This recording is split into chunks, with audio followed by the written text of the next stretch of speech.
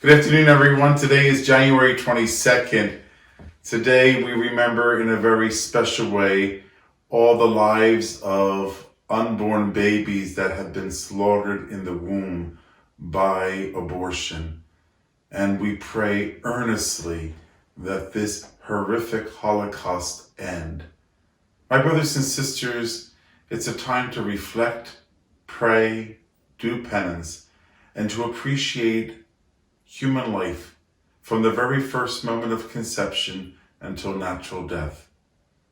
Today, as the country mourns the 40th anniversary of Roe v. Wade, which legalizes abortion, all of us who understand perfectly that human life begins at the first moment of conception will denounce abortion every single day in defense of those children in the womb that cannot speak, that we speak on their behalf. It is very clear to those who believe that life begins at the first moment of conception that this is a gift from God. I love this beautiful poster next to me. Do you see this masterpiece of God's creation? This little child. But this little child was being developed in the womb of his or her mother all throughout the 9 months. And you know what? This child's going to be developing all the way until the day they die. Just like you and me. Development of the human person doesn't stop. There's not like a little timer that dings when we're done. We're not done until God calls us home. So even when we're developing in the womb or developing outside of the womb, we're still developing. We're learning. We're growing spiritually, physically, mentally, socially, psychologically. We're developing, everyone. It doesn't stop. It continues on. And that's what we have to always remember. The fundamental issue here is that life does begin at the first moment of conception. And for everyone to understand that, I keep on saying that because some people who do not believe that life begins at the first moment of conception thinks that their rights are being taken away from them.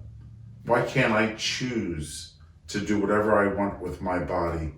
Who are you to say that I can't do this or do that with my body? Well, let me just tell you that the voice of Christ, the voice of the church, has to make a fundamental moral statement on the issue of life. The church must speak on behalf of Christ. And as followers of Christ and of people of goodwill, we have to recognize this. We have to recognize what life is all about. When does it begin? And who is the giver of human life? That's something that a person has to stop and really think about seriously. It's a no-brainer to me that God gives life, and that He calls us to cooperate with that grace, to be good stewards of the gifts that God has given to us. Now, sometimes pregnancy happens in different ways. Sometimes it's planned. Sometimes it's not planned. Sometimes it happens because of a crime, like incest or rape. But the fundamental issue is, with all of those occurrences, and life does take place in the womb, are we to remove that life, kill that life, end that pregnancy? They say terminate that pregnancy. We use all these words. Sometimes we use these words to soften what is very horrific. we're going to terminate the pregnancy. We're going to end this development of the pregnancy in this person's womb. In other words, we're going to stop human life. We're going to kill human life. And that's something that we don't like to talk about because it's hard language. Sometimes you have to be very direct in calling it what it is. So here's this baby that was in the womb of its mother, right? This baby was, just like you and I were in the womb of our mother, developing over a period of about 9 months, give or take some days or weeks. But we were there, developing. What makes it okay to take the life while the baby was in the womb and then call it murder when it's outside of the womb? So, because you can't see the baby? So how about if someone got a gun and shot through this window and hit me on purpose to kill me? Maybe they couldn't see directly where I am, but they started shooting. Maybe because they knew I was in this room and they just aimed for that window. I'm inside. They couldn't really actually see me. They killed me. There is no difference. How about if I was outside? Whether I'm outside or inside, they're taking my life. Whether this little guy was in the womb of its mother or outside of its mother, and they decided to kill the baby, it's still killing, inside or outside. I don't understand how life is determined whether it's in or outside of the womb. It's still life. Like I say, we develop all the way until natural death. So we're developing in the womb, outside of the womb, all the way to natural death. Who gets to determine that that is morally right, that is okay to do? If you kill me if I'm in my mother, and in maybe a day or two afterwards, I'm outside of the womb, you'll say that's against the law to kill somebody, right? Isn't it interesting how we say there's a baby, or I'm going to end this pregnancy? What are you having, a dog, a cat? No, you know you're having a baby, right? Oh, you understand that perfectly. You understand you're having a baby.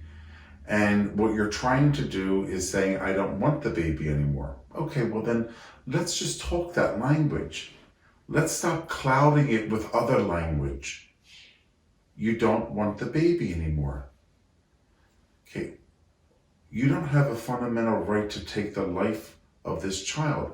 Now you may think, well, it's my body, I could do whatever I want with it. No, because there's things that you do with your body that we will arrest you because you can't do that with your body. We will arrest you because it's unlawful. I can't wrap my mind around the United States of America permitting the legalization of murder in the womb, and that the person who is okaying this, the mother, is saying that I could do whatever I want. I could kill the baby within me, because that's what it basically is. We're taking the life of the child, right? Because the mother does not want the baby. Now, whatever words you want to use, you could use those words, but the end result is This baby that's in the womb will not be living anymore because I have decided to take its life. I don't want it. Whether I'm not prepared for it, whether maybe it has a deficiency or downs or something that you just are not willing to accept. Maybe it happened because of a rape or incest. Whatever the reason may be, the mother decides that I'm going to take the life of the child. Is that a moral good? That's a moral, of course, evil. That's an evil. That's something that we would never condone. Now, when I say we, I think it's a human issue. Of course, the church will have her statement on this, and you already know the statement is that it is a moral evil. Okay, it's very clear the church's teaching on abortion. I mean, I don't think anyone in their right mind would think otherwise of the statement of what the church has already given. It's a moral evil, right? So how can we say that this is not a human being? Maybe as tiny as it might be, it is still there, and it is living and breathing and has a chance to live. It should have a chance to live, don't you think?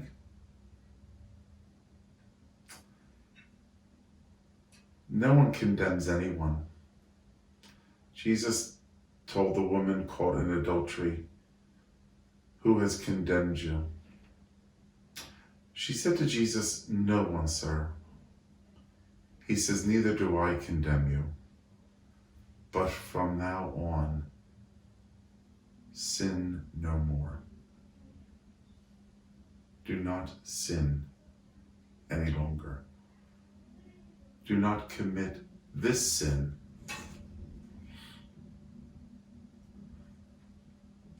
I think women who are contemplating abortion really need to talk to somebody. They're afraid. Some of them are scared. Some of them are not financially able to handle a child. Some of them are not mature enough, psychologically prepared. There's a lot of reasons. And I think everybody, or mostly everybody, understands that. But it's not a reason to take the life. There are people, many people, that will be able to help a woman in need. And of course, assist her in any possible way.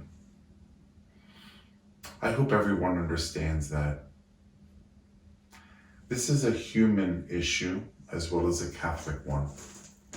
It's a human issue because we're dealing with the fundamental issue of human life. And all of us should protect human life. You know, it's interesting, the baby in the womb,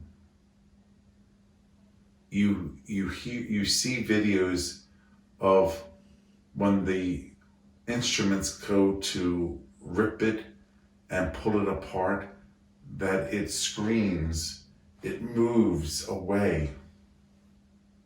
I'm getting very emotional right now, but I'm getting goosebumps because I'm thinking about this. Could you imagine this little guy feels the pain? He would have felt the pain in the womb.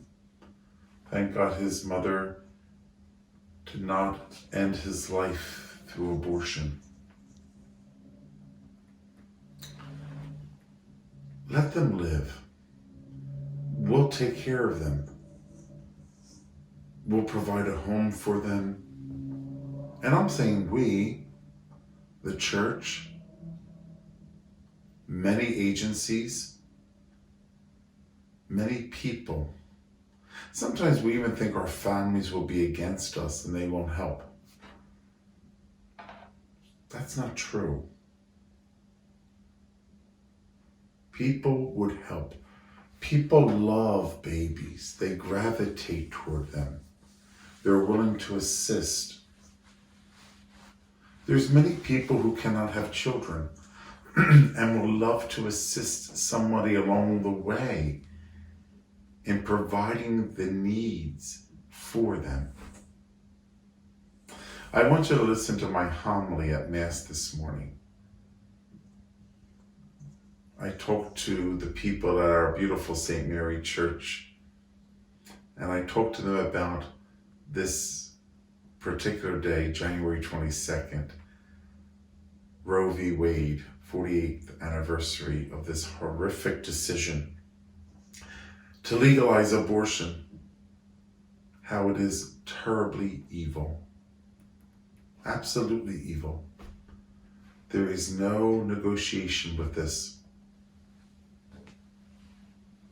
There is no negotiation. It is evil. Now, sometimes the church will receive from her critics, what about other life? I always say, what about other life? All life is sacred, in the womb to the tomb, and every stage in between. All the children who have developmental issues, all the people who are addicted to various substances, homeless people, people who are fighting just for their life because of sex trafficking, human sex trafficking, pornography, and wrapped in this addiction, prostitution, and that whole arena of problems.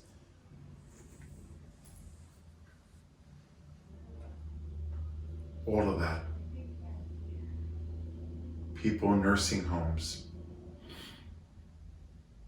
All life. Don't you believe all life is sacred? People say, what about this? What about that? Well, I agree. Every stage of life. But don't you think that this is preeminent? Because this is the beginning. This is in the womb. They need our help to at least get them into life outside of the womb. They have life inside the womb. Can they have life outside of the womb as well? Can they live outside of the womb as they're living inside the womb? Why can't they? And once they're outside of the womb, can we care for them? Absolutely. The church has many agencies through its outreach programs to take care of human life. We all know that. We know that. We start at the hospitals. We did this because we have a fundamental understanding that all life is a gift from God. So for the critics who think that we are just a one-issue church when it comes to life, abortion only, that is not true. But I have to say it is preeminent, but it is not true. It's from the first moment of conception all the way through until natural death. If you have a problem, please see us. If you want to talk to somebody, please see me. If you need something and I could help you, I would definitely help you. Our St. Vincent de Paul Society helps so many people. We don't publicize charity. We just do it. It's like, don't let your left hand know what your right hand is doing. Just do it in the name of Christ. Because we see every person as an image of God. whether they're in the womb or outside of the womb, whether homeless outside or in a nursing home inside. I'd like to tell you just about that outside and inside and outside. It doesn't matter. It's life. Whether they have a room in a nursing home or whether they're on the street.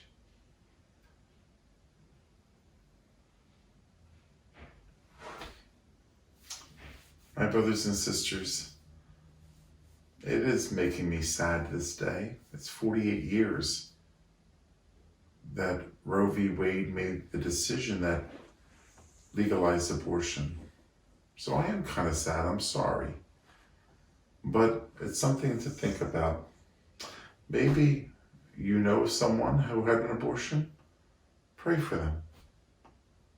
Maybe you did. And you're mourning the loss of your child. Go to confession. If God can forgive you, you need to forgive yourself. And work earnestly to promote the dignity of all human life. That could be your gift to the world, and you do it in the name of your child. I think we all need to do some deep prayer, fasting, almsgiving, and seriously talk about to others to promote our world to be a better place, that all life is respected. So I guess in our present governmental administration, we need to work even harder, right? Because they don't have the voice for the unborn. And we have to make sure that someone speaks on behalf of the unborn, the living in the womb. I think they have a right. If their mommy is part of the United States, it makes them a member of the United States, right? So let's, I hope our politicians see that too. Because this child is a child of God, whether I could see the baby or if it's still in the womb. So I pray for all moms and families and those who struggle, and maybe those who struggle with this whole issue. Maybe they're like, I don't know, Father. Maybe it is, a human life with a soul in the womb. Maybe I need to think about this a little bit more. Because everybody has different opinions. But the truth is the truth. Let us respect life in all of its stages. God bless you, everybody.